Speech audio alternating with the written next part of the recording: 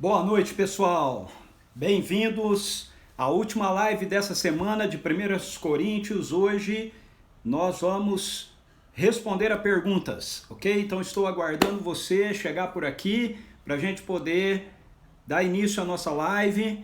Vai pegando aí o seu material, que durante a semana você tomou notas. Se você está chegando e vai participar hoje pela primeira vez com a gente, nós estamos estudando aqui no Eu, Você e a Bíblia, 1 Coríntios, ok? Essa semana a gente trabalhou principalmente 1 Coríntios capítulo 11, capítulo 12 e capítulo 13, fechando ontem. Então, você é bem-vindo, fica na área aí, nós vamos recebendo o pessoal, dando as boas-vindas para todo mundo que vai chegando e já a gente começa a receber aí as perguntas. Se você já tem pergunta, pode usar aí a caixinha de pergunta embaixo, ou pode digitar a pergunta diretamente aí na live, tá bom? E encaminhar pra gente. Bora lá!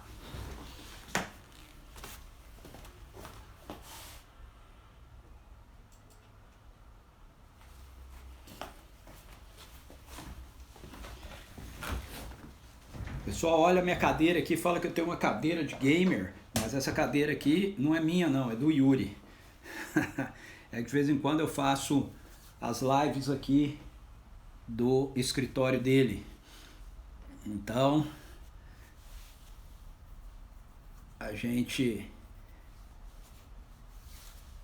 aí eu aproveito a cadeira dele, né? Quem tá chegando por aí?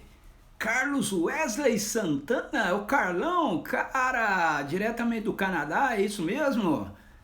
Ei, brother! Saudações, meu querido, como estão as coisas por aí?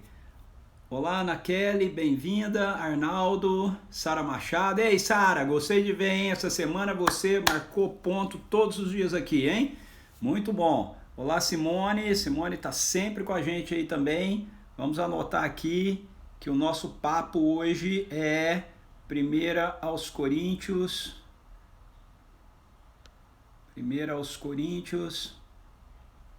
perguntas e respostas.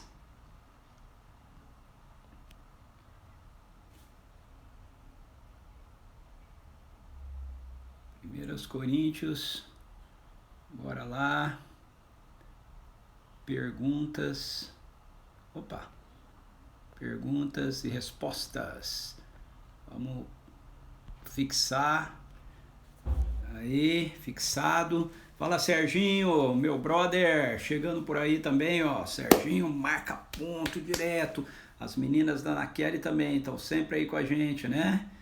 Beijo pra elas, ok?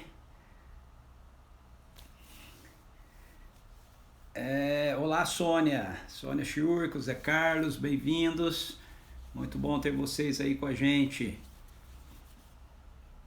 Se você entrou, não sai, ok? Ei, vai aí já preparando a sua pergunta, escrevendo aí na caixinha.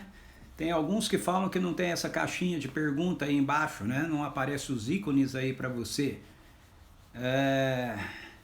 Sabe que talvez não apareça o ícone porque você tem essa caixinha onde você escreve e ela está estendida. Você pode encurtá-la, se você encurtar aí vai aparecer talvez os ícones aí para você, ok? Mas você não precisa escrever as suas perguntas na caixinha de pergunta, você pode escrever direto aí, tá tudo certo. A diferença é que nas caixinhas de perguntas elas ficam fixas, né? E quando você escreve aí, à medida que o pessoal vai escrevendo, a sua pergunta vai subindo, eu tenho que ficar correndo atrás dela. Olá, Lucinha, bem-vinda. Vamos lá, na sexta-feira a gente sempre tem um pessoal que acaba não participando, né? Mesmo com distanciamento social, eles vão fazer happy hour. Brincadeira, ok? Mas, gente, vamos esperar um pouquinho mais, como a gente sempre tem feito. A gente começa um pouquinho depois das 18h05, considerando o pessoal que está terminando a jornada de trabalho, se organizando, se arrumando para entrar na live. E aí, tá sendo legal? Estão achando bacana 1 Coríntios? Olha aí, Regina Miraca chegando, a turma de João Pessoa começou a entrar. Muito legal ter a galera de João Pessoa sempre com a gente aqui. Ó o Matheus aí, ó. E aí, Matheus, diretamente dos States, continua lá nos Estados Unidos ou não? Já tá por aqui. Olá, Domingas. Oi, Su.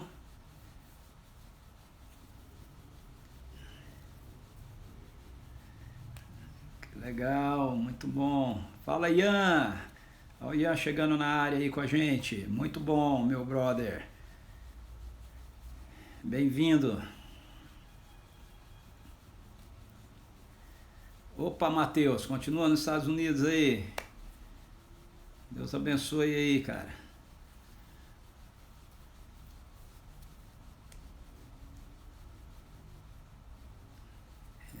Vamos lá, vamos lá. O pessoal tá chegando. Vamos dar mais uns minutinhos, ok? Você que entrou, não sai não. A gente dá uns minutinhos aqui pra turma que tá chegando do trabalho. Tá muita gente fazendo home office, né? Mas está terminando a atividade e entrando. Pô, Matheus, imagino, cara.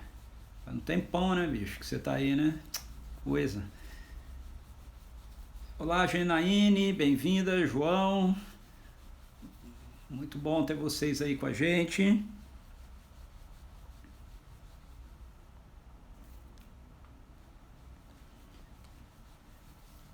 Bia Franco, olha aí a Bia, ó. A Bia de vez em quando ela me dá o ar da graça aqui na live da gente. Muito bom, Bia, ter você aqui com a gente. Olá, Antônia, bem-vinda. Nossa, olha só, hoje eu tenho a Thelma aqui. Que legal. Muito bom, Thelma, ter você aqui com a gente também. Acho que é a primeira vez, né, que você está participando, hein, Thelma? Ou não, já participou de outras já? Se participou já faz tempo, hein? Que eu não estou me lembrando. Mas muito bom, tô legal. Olá, Bia.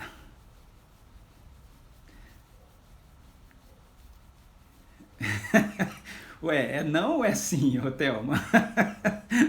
Agora eu fiquei confuso. Ai, ai. É, sim, sim. Por causa das aulas, né? É verdade.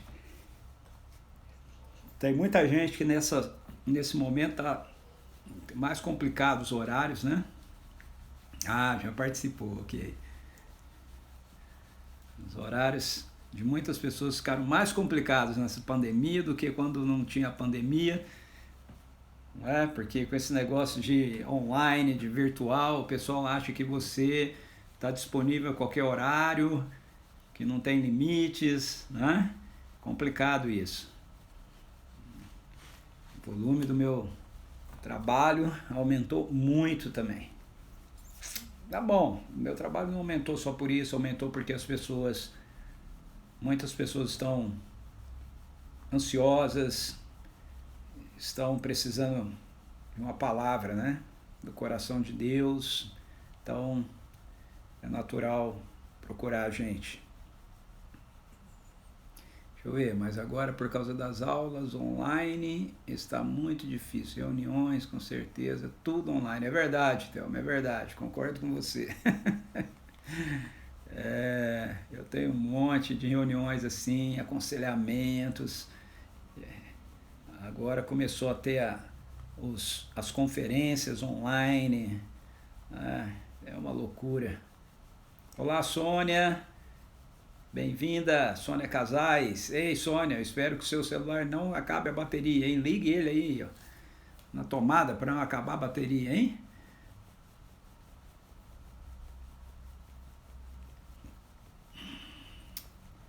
Muito bem, pessoal. Vamos lá, vamos lá. A live hoje depende de vocês. Vamos lembrar isso, não é certo? A live hoje depende de vocês. Depende das perguntas virem aí de vocês, ok?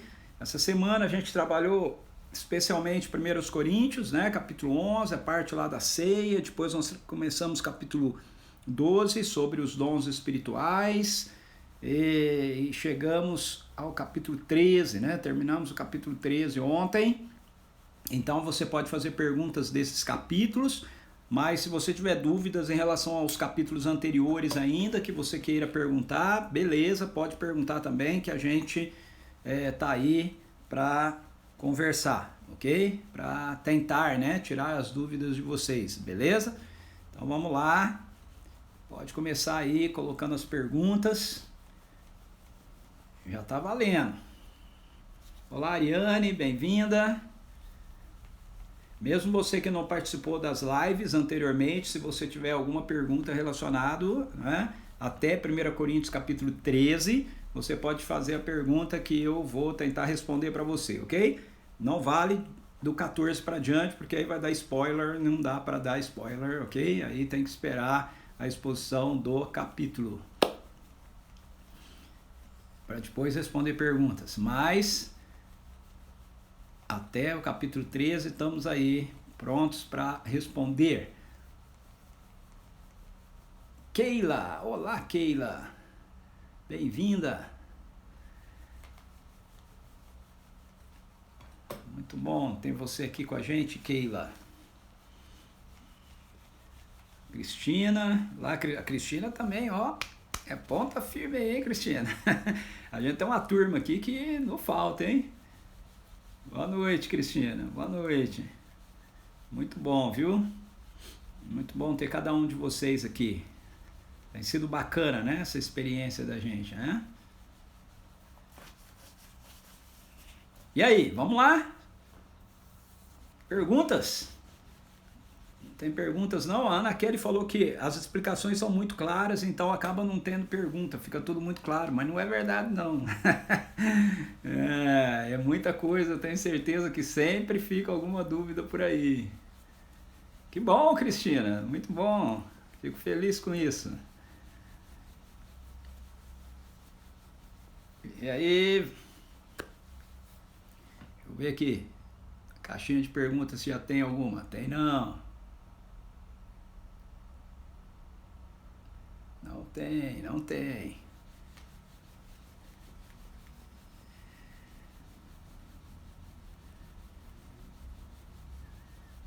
Antônia. Pois é, aproveitar, né? Mas o pessoal tá aí pedindo para que eu, depois que as coisas retomarem, se é que vão retomar, né? Não parar, continuar com o Eu e Você a Bíblia. Vamos ver. Assim a gente vai acabar vendo a Bíblia toda, né? Fala, Sérgio! Chegando aí. Olha a Andresa também chegando.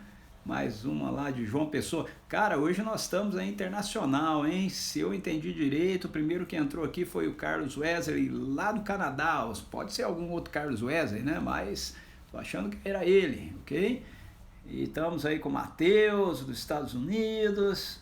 Galera de João Pessoa tá sempre aqui com a gente. É, pois é, Sérgio, essa barba aqui é preguiça? Será que é preguiça? Eu ia falar que é preguiça, mas não é. Eu curto a barba, mas as suas não gostam. Então, quando ela vai ficando maior, ela já começa a reclamar e eu tenho que fazer a barba. Ela tá aí, ó. Não pode dizer que não é, hein? Deixa eu ver. Ana Kelly, vamos lá, vamos começar. Ana Kelly escreveu alguma coisa aqui. Só que para ler aqui, gente, com essas letrinhas, eu tenho que tirar o óculos, tá bom? Sempre pensei que os dons espirituais eram uma lista para vermos qual era o mais adequado para cada pessoa.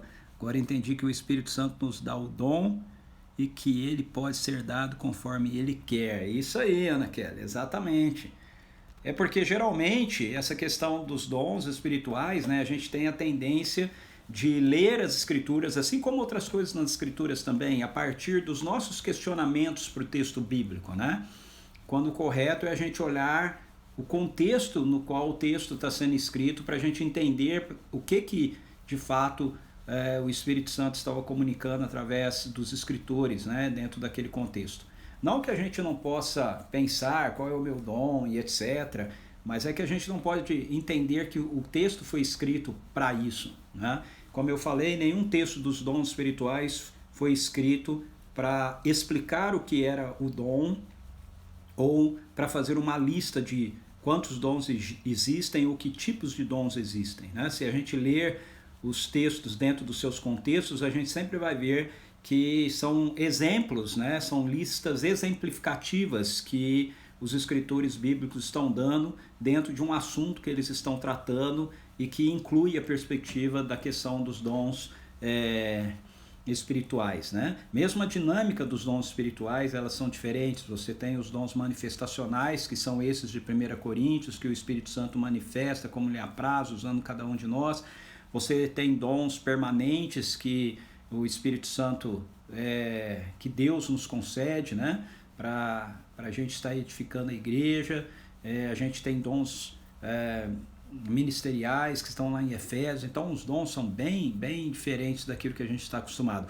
O que na maioria das vezes os livros que nós temos sobre dons espirituais, ou quando a gente ouve as pessoas ensinando sobre dons espirituais, é pegar todas as listas que tem na Bíblia e colocar tudo junto e fazer um listão, né, como se fosse uma grande relação de dons, e aí faz aqueles testes, como a gente faz testes para descobrir a nossa aptidão, né, profissional, como se fosse isso. E não é, ok? Os dons espirituais são realidades do reino de Deus, do escatom, né, da era por vir, que invadiu essa presente era para manifestar a realidade que o reino de Deus ele já começou e ele já está aqui entre nós.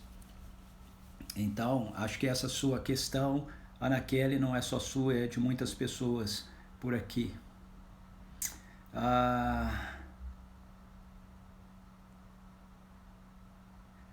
Ok, fale mais, explique melhor sobre o amor não ser um dom.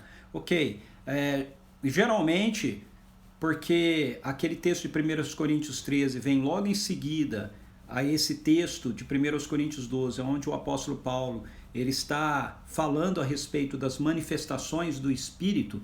Então, muitos pastores ou estudiosos bíblicos, ou mesmo cristãos, nós lendo a Bíblia, temos a tendência de achar que Paulo continua falando do amor como na mesma categoria que ele estava falando dos dons de manifestações do Espírito, ok?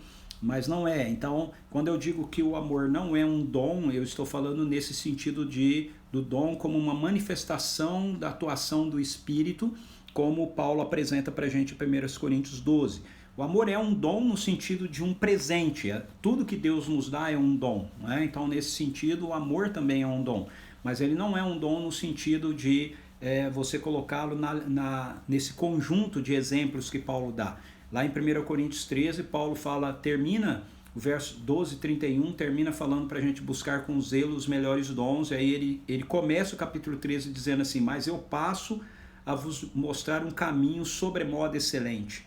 E aí ele vai falar do amor. Então ele mostra para a gente que o amor, na verdade, é o caminho que nós seguimos para encontrar os melhores dons, ou seja, para exercitarmos os dons da melhor maneira, ok? A gente exercita os dons da melhor maneira quando a gente o faz na nossa relação, na nossa experiência com o conhecimento do amor de Deus derramado em nós e fluindo de nós em favor dos outros. Não querendo apenas usar os dons porque aquilo é algo que a gente gosta, né, de fazer, ok? É um dom que a gente gosta de usar, que era o problema dos coríntios, eles gostavam de usar o dom de línguas, mas Paulo está mostrando para eles que, na verdade, eles precisavam usar os dons pelo caminho do amor. Você está em Lindóia, Serginho? Ei, Sérgio, você está em Lindóia?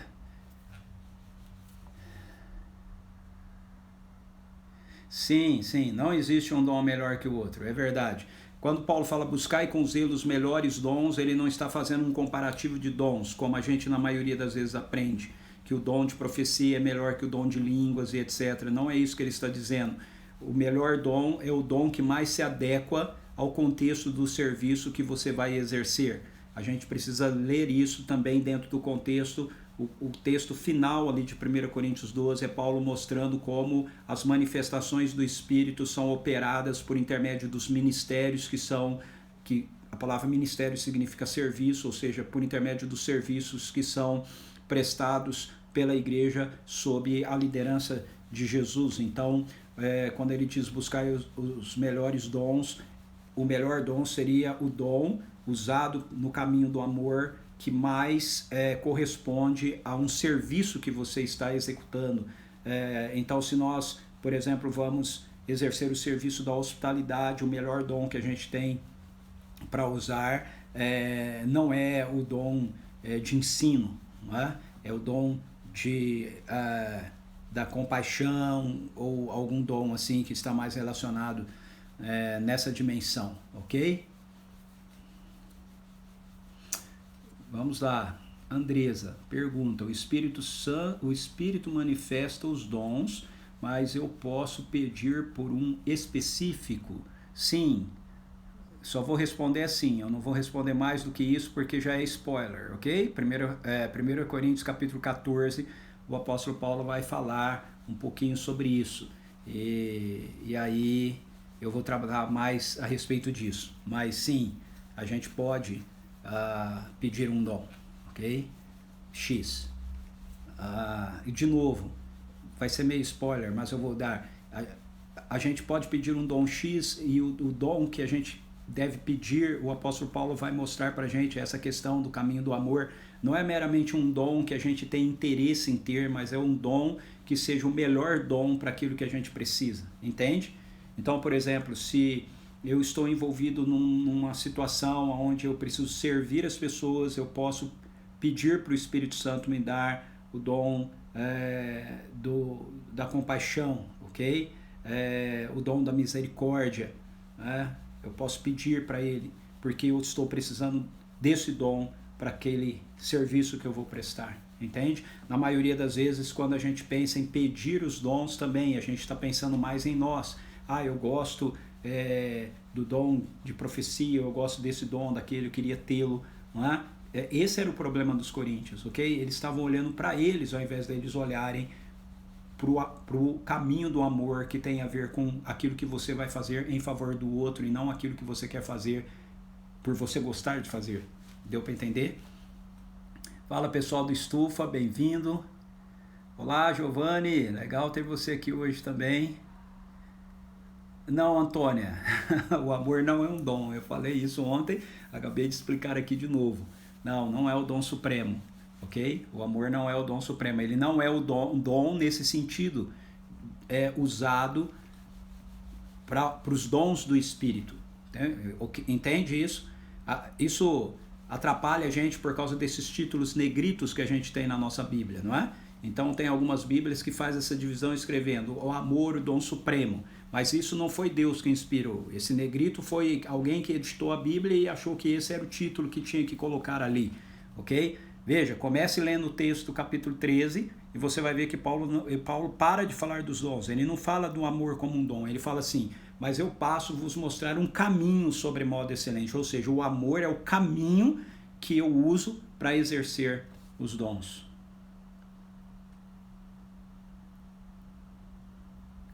Como eu falei, no sentido geral, a gente pode falar que o amor é um dom, ok?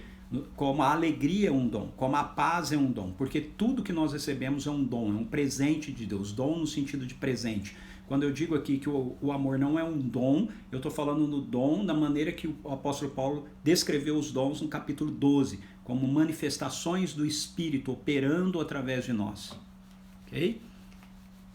Na verdade, o amor, ele é o fruto, não é? Paulo, quando ele fala do amor, ele apresenta o amor para a gente como o fruto do Espírito, ok? Vamos ver aqui, pergunta da Suzy: como corpo de Cristo eu preciso estar reunida em um lugar com frequência, juntos dos outros irmãos, ou podemos ser corpo de Cristo cada um em sua casa? Então, isso depende. Nós podemos ser o corpo de Cristo cada um em sua casa, desde que nós estejamos na nossa casa nos relacionando com outras pessoas. Nós não podemos ser o corpo de Cristo cada um na nossa casa no sentido de isolarmos de outros. Isso não pode acontecer, ok? Mas nós não deixamos de ser o corpo de Cristo porque nós estamos separados de outros. Por exemplo, quando a igreja, você vive num contexto da igreja perseguida, né? às vezes cristãos eles ficam separados uns dos outros por um bom tempo, não é? Eles não conseguem se encontrar, eles não conseguem se reunir, mas eles continuam sendo o corpo de Cristo, eles continuam sendo a igreja de Cristo. Então essa pergunta ela tem dois sentidos, na minha opinião, né? Se eu quero usar a pergunta afirmando, não, eu creio em Jesus, eu sou parte do corpo de Jesus, mas eu não quero me reunir com outros cristãos, sendo que eu tenho a possibilidade de me reunir com outros cristãos, a minha resposta é não, isso está errado. Você não pode ser o corpo de Cristo sozinho na sua casa, tendo a oportunidade de se reunir com outros cristãos, não fazendo isso, ok? Sim, você continua sendo o corpo de Cristo quando você, por circunstâncias, você não tem condições de estar unido com outras pessoas por causa das circunstâncias, ok? Então isso não faz você deixar de ser o corpo de Cristo. Vou usar um exemplo das Escrituras. Veja o apóstolo Paulo. O apóstolo Paulo, no final da vida dele, ele foi preso, ele ficou encarcerado e ele ficou sem ver ninguém. Ele não podia se encontrar com os cristãos. Então, ele não deixou de ser corpo de Cristo por causa disso. Mas, quando ele foi preso a primeira vez, em Roma, esse é o final do capítulo, o capítulo 28 de Atos, né? Final de Atos, Paulo, ele fica numa prisão domiciliar, então ele pode alugar uma casa e ele pode receber os cristãos. Então ele não deixa de fazer isso. Ele recebe os cristãos, né? Então, eu posso, dependendo da circunstância. Se eu tenho chance de estar com outros cristãos e eu não quero me reunir com eles, eu estou errado.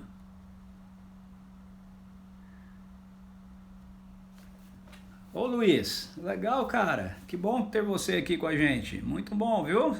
Você tá bem? Saudade de você. Ana Kelly, vamos lá.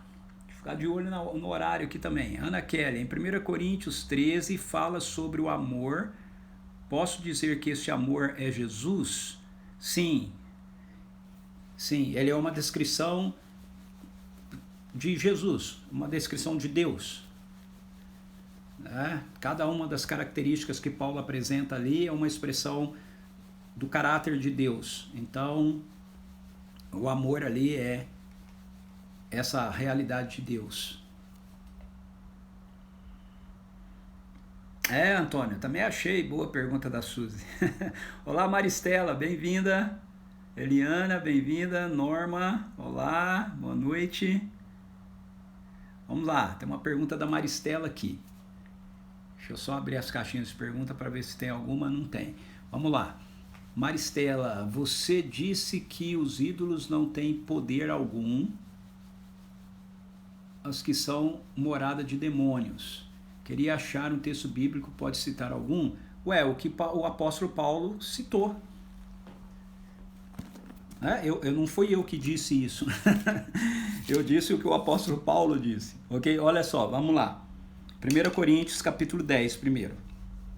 Os coríntios eles querem argumentar que eles podem comer nos templos pagãos, porque eles entenderam, antes eles adoravam os ídolos, mas eles entenderam pelo ensino do apóstolo Paulo que os ídolos não eram deuses de verdade. Então, por causa disso, eles achavam que eles poderiam comer, então, participar das cerimônias, das celebrações nos templos pagãos, porque aqueles ídolos que estavam ali, que antes eles achavam que eram deuses, eles sabiam agora que não eram mais deuses. Então, o apóstolo Paulo concorda com eles com relação a esse argumento deles, ok? Isso está lá no capítulo 8, né? 8.4, olha só, ele diz assim: portanto, no que se refere à comida sacrificada a ídolos, temos pleno conhecimento de que o ídolo não tem o menor significado no mundo e que só existe um Deus. Então, Paulo ensinou isso para os coríntios entenderam, só que os coríntios, a partir dessa compreensão, eles começaram a achar que não teria nenhum problema, já que os ídolos não eram deuses, deles estarem indo nas cerimônias, nos templos pagãos, como eles iam antes deles se converterem. Mas antes deles se converterem, eles iam achando que aquilo eram deuses e eles iam para adorar aqueles ídolos. Agora eles sabiam que eles não eram deuses, eles iam lá, eles participavam das cerimônias, comiam as comidas e tudo mais, e eles não importa que eles estão adorando esses ídolos, porque a gente sabe que esses ídolos não são deuses. Mas Paulo discorda deles. Paulo discorda deles estarem indo comer, depois de convertido, nos templos pagãos, afirmando que os ídolos não são deuses. Isso ele concorda, mas por que ele discorda? Ele discorda porque, embora os ídolos não sejam deuses, Paulo diz que eles são habitações de demônios. Aí vamos para 1 Coríntios capítulo 10, ele diz assim, ó, verso 20, quero enfatizar que o que os pagãos sacrificam é oferecido isto sim aos demônios e não a Deus. E não quero que tenhais qualquer comunhão com os demônios. Por que ele diz isso? Porque os demônios aqui, ele está relacionando aos ídolos. Entenderam? Olha só, verso 19. Sendo assim, o que estou querendo dizer, será que o sacrifício oferecido a um ídolo significa alguma coisa? Ou o ídolo tem algum valor? Não, ele diz. Quero enfatizar que o que os pagãos sacrificam é oferecido, isso sim, aos demônios e não a Deus. Então eles estão sacrificando a quem? Aos ídolos. Certo? Vamos continuar. Não podeis beber do cálice do Senhor e do cálice dos demônios, não podeis participar da mesa do Senhor e da mesa dos demônios. Que mesa que os coríntios estavam participando? No capítulo 8, da mesa dos ídolos. Então, os demônios aqui, eles estão associados por Paulo à figura dos ídolos. Okay? Por isso que eu falei que os ídolos, eles são, para o apóstolo Paulo, eles não são deuses, ok? Mas eles têm por detrás deles, ok, demônios.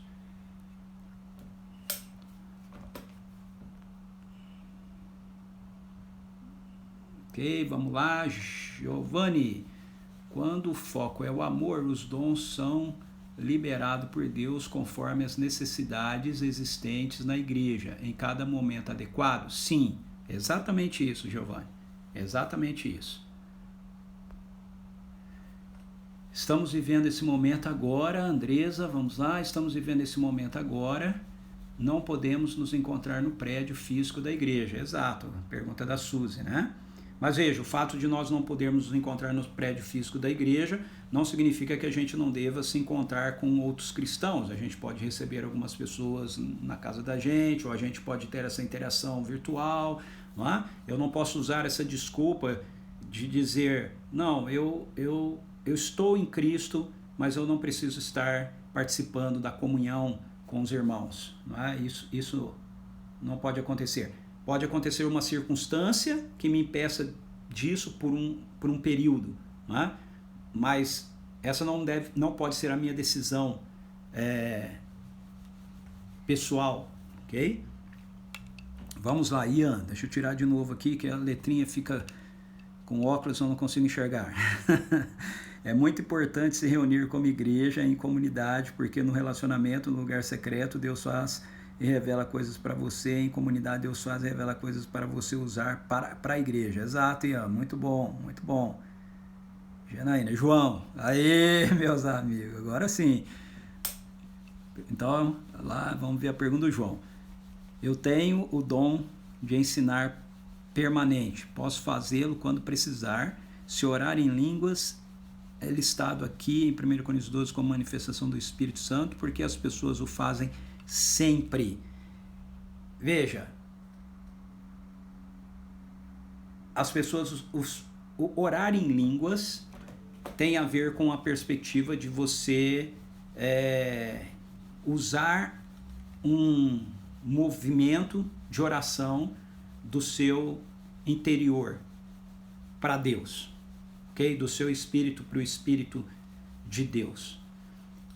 Você começa com palavras ou com falas que não passam pelo seu cérebro, vêm diretamente de você, e isso que você está fazendo, ok? Ele vai se tornar uma manifestação do teu espírito para Deus em línguas. Em outras palavras, não é porque uma pessoa começa a falar numa língua diferente que imediatamente ela está falando em línguas. Entende? Aquela expressão que você começa a ter traz uma manifestação através dela.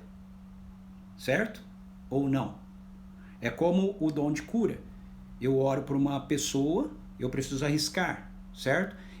O dom de curas, eu não sinto algo em mim que eu vou orar pela pessoa antes sabendo que ela vai ser curada. Às vezes eu tenho uma palavra de conhecimento, alguma coisa assim, mas para eu saber se o dom ele vai se manifestar ou não, por isso que é manifestacional, eu preciso orar pela pessoa. Quando eu orar pela pessoa, a manifestação do dom pode acontecer ou não, segundo lhe apraz. É a mesma questão com relação a línguas. Quando uma pessoa começa a orar em línguas, aquilo que ela está fazendo pode se transformar numa manifestação do Espírito, ok? Ou não. Ou não.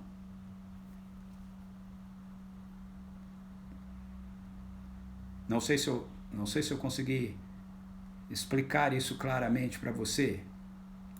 Eu entendo a sua pergunta, João, porque a maioria das pessoas lidam com o dom de línguas como se ele fosse um dom permanente, não é?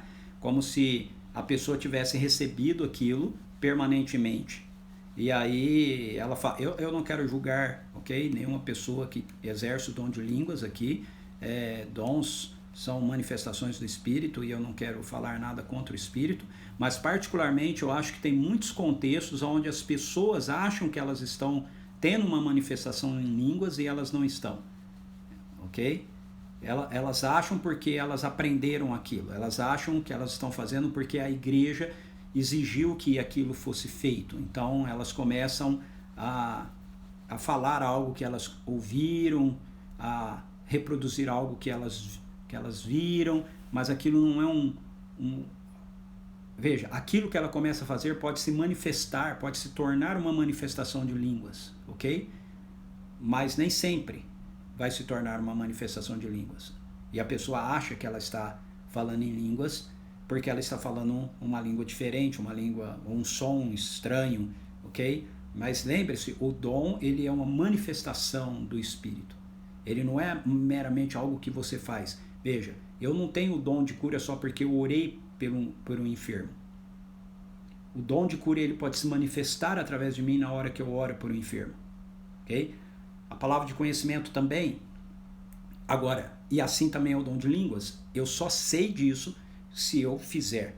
Se eu não... Por isso que em alguns contextos as pessoas, quando vão falar sobre essa experiência de dom de línguas, ou quando elas querem estimular uma pessoa a ter essa experiência com esse dom a primeira vez, elas dizem assim, ó, comece a falar, ok? Começa aquilo que vier, não pense numa palavra, aquilo que vier na sua boca, qualquer som que vier na sua boca, comece a pronunciar, porque essas pessoas estão entendendo que quando você começa a fazer isso, o Espírito toma isso, e ele transforma isso numa manifestação dele em línguas, diante de Deus. A questão mais importante para mim, que eu também vou dar um spoiler, não é essa que é a questão que Paulo está lidando, é que esse dom é um dom que, se usado publicamente, ele só tem serventia, e aí entra o caminho do amor, ok? Se eu estiver pensando na outra pessoa, e para ele servir para outra pessoa, precisa ter interpretação. Se não tem interpretação, e ele serve somente para mim, então se eu estou seguindo o caminho do amor, eu não uso ele publicamente, eu uso ele na minha relação privada com Deus.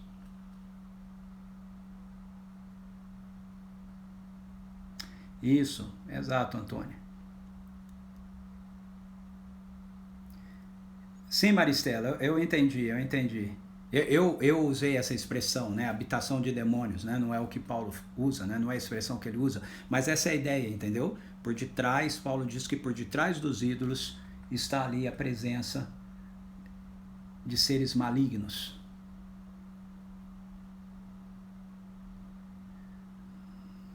Exato, prédio físico não é igreja, mas sim um local para o encontro em comunhão da igreja, porque a igreja somos nós, cristãos, que temos a vida de Jesus. Live também é comunhão. É isso aí, ó. Live também é comunhão, hein? Então, gente, participa aqui do Eu e Você e a Bíblia.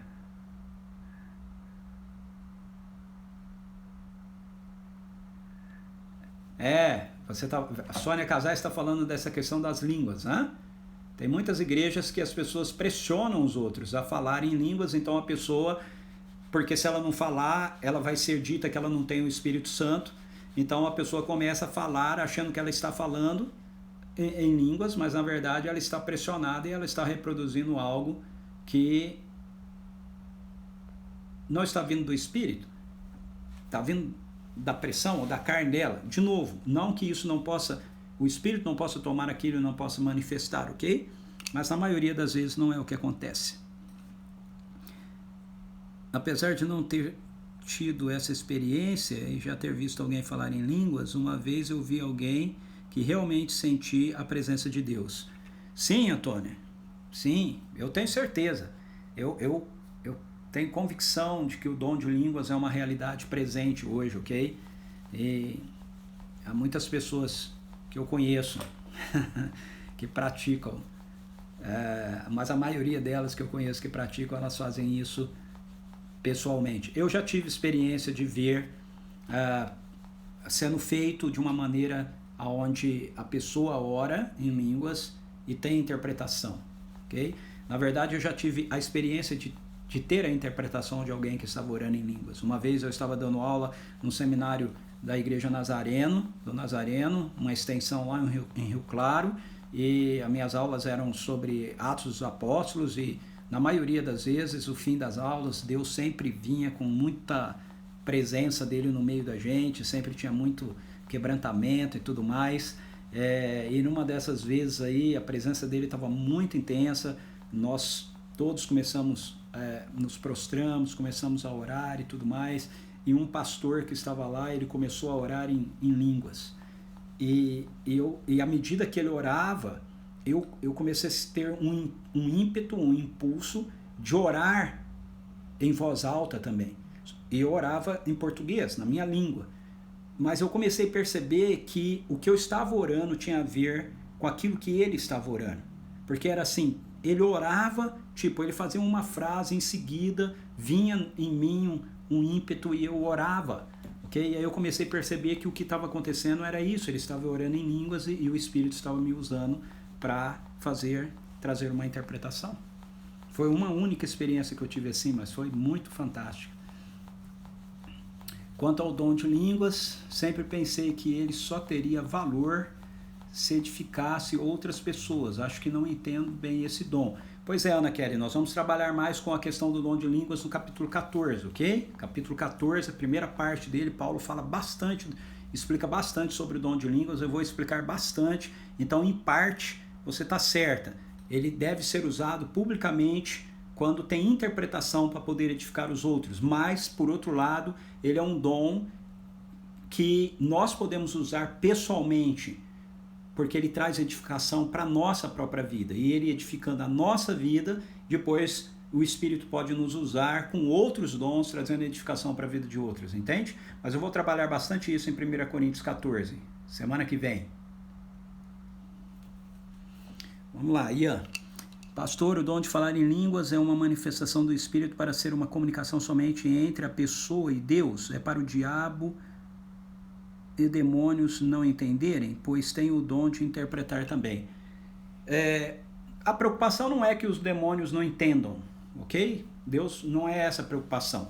Mas a questão é, sim, é uma comunicação direta do teu espírito com o próprio Deus, mediado pelo Espírito Santo de Deus. Então é uma comunicação que você faz diretamente para ele, mas a preocupação não é que os demônios não entendam, até porque tem a interpretação, ou seja, se for feito publicamente, precisa ter interpretação para que as pessoas possam ser edificadas também. Mas veja, um detalhe importante do dom de línguas, estou dando alguns spoilers aqui, ok? Eu vou trabalhar mais isso na semana que vem, mas como estão havendo perguntas, eu vou adiantar isso. Um ponto importante do dom de línguas que eu percebo que muitas igrejas usam e é fora daquilo que as Escrituras nos mostram. Paulo deixa claro em 1 Coríntios 14 que o dom de línguas, quando você expressa a Deus em línguas, você está se expressando para Deus em adoração e em louvor. Eu vejo em muitas igrejas que a maioria das vezes, quando as pessoas usam o dom de línguas,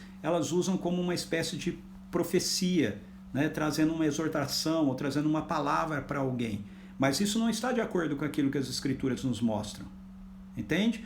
As Escrituras nos mostram que o dom de línguas, quando você fala em línguas, o que você está fazendo é uma exaltação, é uma adoração a Deus. você está tão envolvido com a sua adoração a Deus que falta você palavras na sua língua e você ainda precisa se derramar em adoração diante de Deus, e aí vem então essa manifestação do Espírito trazendo palavras do teu espírito para o coração do Pai, coisas que você com a sua mente não está conseguindo mais fazer.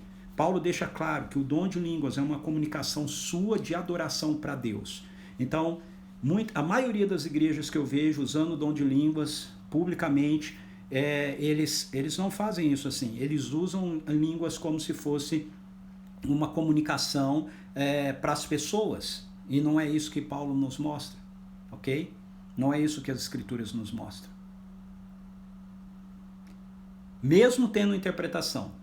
Porque Paulo fala assim, ó, se não houver interpretação, como... De novo, eu vou falar isso mais detalhadamente na semana que vem, em 1 Coríntios 14, mas adiantando. Paulo fala assim, se você orar em línguas e não houver alguém para interpretar, como o teu irmão poderá dar graças a Deus? Como ele poderá louvar a Deus? Então veja, que mesmo tendo interpretação, fica claro que aquela manifestação de línguas que está acontecendo em público ali é uma manifestação de exaltação, de glorificação à pessoa de Deus. Não é uma mensagem profética para as pessoas. Ok? Mensagem de exortação, que é a mensagem profética, ela é dada na nossa língua, não em língua estranha, mesmo com interpretação.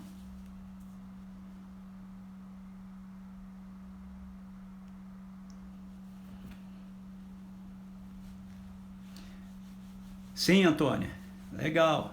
Então, certamente eu creio que deve ter sido uma experiência com a manifestação do Espírito de Deus ali. Muito bem. Mais alguma pergunta? Dom de línguas sempre tem bastante questões, né? Mas vai ser legal, viu? Tem muita coisa ainda para falar de línguas. 1 Coríntios capítulo 14, segunda-feira. Não perca a live de segunda-feira. É a primeira parte de 1 Coríntios 14. Nós vamos trabalhar, porque Paulo trabalha isso assim, especificamente a respeito dessa questão das línguas, ok? Porque é o que ele faz nessa primeira parte aí, explicando essa questão das línguas pra gente. Então nós vamos, segunda-feira, tratar a respeito desse assunto especificamente. Beleza? Muito bem, tem mais alguma pergunta? Se não tiver, eu vou orar por nós e nós vamos encerrar o Eu e Você, a Bíblia dessa semana. E eu espero você no domingo na igreja em casa. Lembrando isso que o Ian falou, o prédio é só um lugar, nós estamos reunidos, nós estamos em comunhão, mesmo que estejamos cada um na nossa casa, a gente tem a oportunidade de usar os recursos, a internet e tudo mais, para a gente perceber que nós continuamos juntos, unidos no mesmo corpo. Então esteja no Igreja em Casa, nesse domingo, 10 horas da manhã com a gente, ok? Amanhã também nós temos uma atividade muito especial do Espaço Kids. Então, se você tem filhos, crianças, você não tem também, participe, porque eles estão fazendo uma gincana online amanhã, muito legal. Então, esteja participando aí com a gente. Bênção. Vamos ver, Ana Kelly, 1 Coríntios 13. Deixa eu ver. Ok, eu vou responder essas duas últimas perguntas, tá bom? Por causa do horário, senão vai estourar a live. 1 Coríntios 13. Foi explicado de uma forma completamente diferente do que eu sempre ouvi. Ana Kelly, pois é, você e muitos outros, né? Mas você viu, né? Eu mostrei, foi diferente, mas eu mostrei que está lá nas escrituras, né? É diferente porque aquilo que a gente sempre ouviu é que não está nas escrituras, ok? O pessoal enfia as coisas ali, né? Mas se a gente lê o texto dentro do seu contexto, a gente chega àquelas conclusões lá. Sara Machado, vamos lá, pastor, essa é meio polêmica. Sobre Santa Ceia, verso aquela parte de Coríntios que você leu segunda-feira. O que tem? Quem tem feito a Santa Ceia em casa com a família está agindo errado? Não está agindo errado. Ok? Não está agindo errado. A igreja se transformou numa instituição, certo? A partir de Agostinho, a igreja foi se transformando do povo de Deus, porque a igreja é isso, é o povo de Deus, é o movimento do povo de Deus, ok? Ela foi, com o passar do tempo, se transformando cada vez mais numa instituição. E aí, dentro de olhando a igreja como uma instituição, as denominações estabeleceram regras que, no fundo, não são regras bíblicas. A gente as segue por uma questão de obediência ou por uma questão de estarmos em paz, ok? Com a estrutura. Mas em nenhum lugar da Bíblia nos é dito que a Santa Ceia só pode ser oficializada ou ministrada pelo pastor. Nenhum lugar da Bíblia nos é dito que somente os presbíteros podem servir as ceias. Por isso, quando nós realizamos a ceia juntos, ok? Mesmo a gente estando em casa, eu aqui na minha casa e outras pessoas nas suas casas, e a gente ministra a ceia junto, as pessoas ali nas suas casas não estão fazendo nada de errado, porque não tem esse princípio nas Escrituras. Esse é um princípio que foi estabelecido pela igreja enquanto uma instituição, mas não é instituição humana, não é um princípio estabelecido pela igreja enquanto povo de Deus, ok? Então, eu não acredito que esteja errado. Muitos pastores vão dizer que está errado. Por quê? Porque eles estão acostumados com isso, com a ideia de que eles têm o poder para fazer isso. Ok? Mas a Bíblia não mostra isso assim pra gente.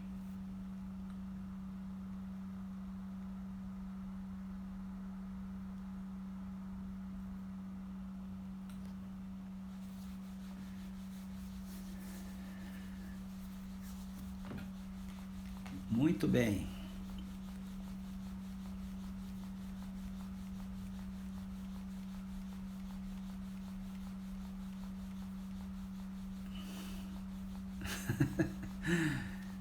Não entendi a pergunta, Sônia. Se o cristão toma cerveja ou vinho, pode? Pode o quê?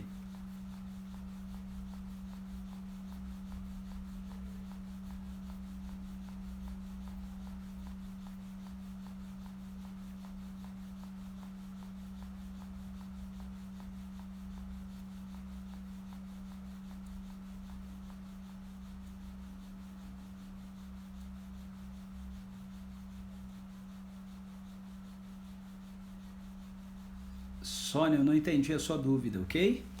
Eu não vou conseguir respondê-la porque eu não entendi a sua dúvida. Se a sua dúvida é em relação a tomar cerveja ou vinho ser pecado,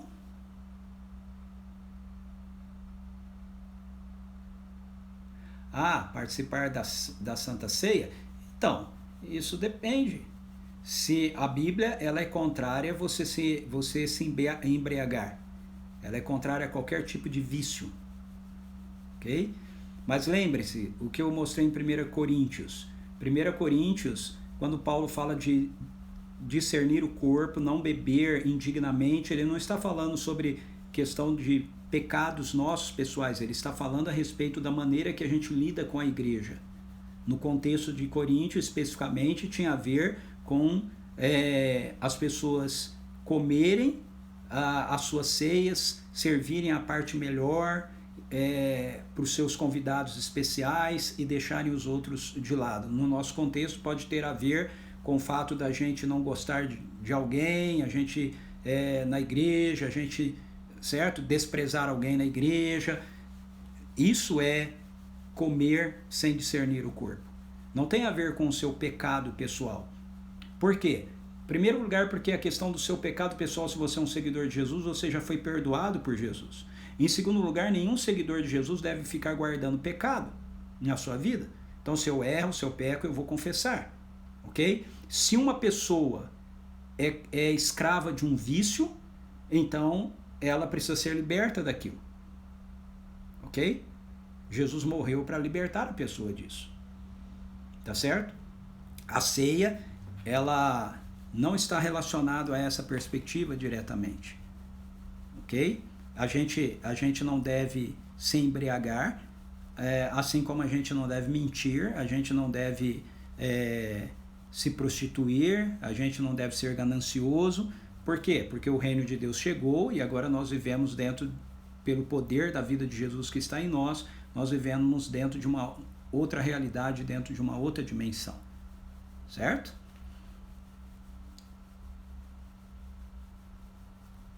Muito bem. Ok, vamos orar. Vamos orar. Foi muito joia. Cara, essa live de perguntas e respostas passa muito rápido, né? A gente não vê nem o tempo passar, olha só. Estamos quase que no final dela. Vamos orar então, senão já começa a contagem regressiva aqui, não dá para eu orar. Pai, muito obrigado por essa semana, muito obrigado por aquilo que Teu Espírito trouxe a nós através da Tua palavra, nos instruindo, nos revelando, nos ensinando. Nós queremos ser submissos à Tua direção, submissos à Tua revelação. Espírito Santo de Deus, nós precisamos do Teu poder, precisamos da Tua graça operando na nossa vida. Queremos estar disponíveis ao Senhor para que os melhores dons sejam usados por nós dentro da realidade do contexto de serviço que nós possamos estar inseridos. Queremos que o nosso coração não julgue os nossos irmãos em Cristo. Queremos aprender a valorizar uns aos outros e acolher uns aos outros nas suas lutas e nas suas necessidades. Queremos nos lembrar que a ceia do Senhor, ela fala a respeito dessa realidade da redenção. Ela nos lembra que este é o meu corpo partido para o perdão dos seus pecados, meu sangue derramado para o perdão dos seus pecados. A mesa do Senhor é para a gente que precisa da graça do Senhor. Ajuda-nos sempre a nos lembrarmos disso e a discernirmos corretamente. Queremos viver de uma forma que honre e glorifique o Teu nome. Não queremos julgar os nossos irmãos e queremos, ó Deus amado, que a nossa vida seja transformada pelo poder do Teu Espírito.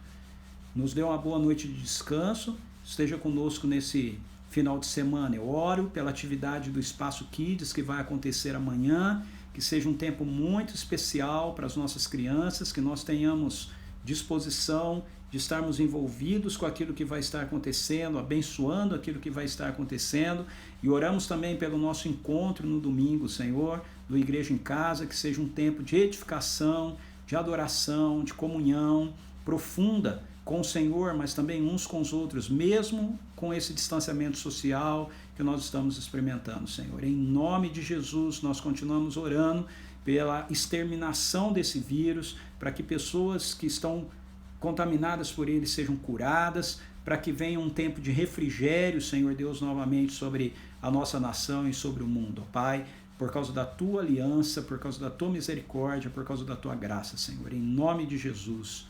Amém. Amém? Beleza? Meu reloginho começou a contar aqui. Então, beijo no coração de todos vocês. Um bom descanso, ótimo final de semana. Até domingo para aqueles que vão estar com a gente. Participe do que vai rolar amanhã com o Espaço Kids. E segunda-feira a gente está de volta às 18 horas com eu, você e a Bíblia. Beleza? Fui!